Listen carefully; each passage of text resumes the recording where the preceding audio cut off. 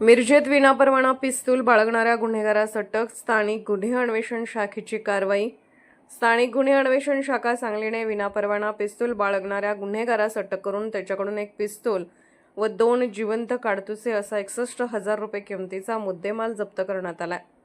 मिरज येथील डॉ. बाबासाहेब आंबेडकर उद्यानाच्या उत्तर बाजूस असलेल्या बोळात एक इसम संशयास्पदरित्या थांबला असल्याची माहिती स्थानिक गुन्हे अन्वेषण शाखेच्या पोलीस पथकाला मिळाल्यानंतर सहाय्यक पोलीस निरीक्षक नितीन सावंत व त्यांच्या पथकाने सापळा रचला व पळून जाण्याची संधी न देता संशयास्पदरित्या थांबलेल्या इसमाला ताब्यात घेऊन त्याच्याकडे कसून चौकशी केली असता त्याने त्याचे नाव हुसेन बादशाह सय्यद, वय 27 वर्षे, राहणार कैकाडी गल्ली, हिंदू धर्म शाळेच्या पाठीमागे, मिरज असे सांगितले.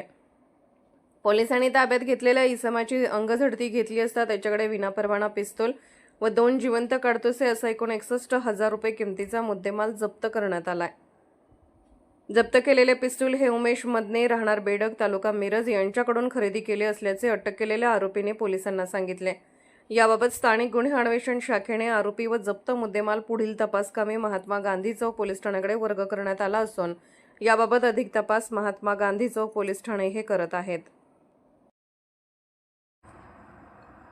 अर्धराज्य न्यूज चॅनलला लाईक करा, शेअर करा आणि सबस्क्राईब करा.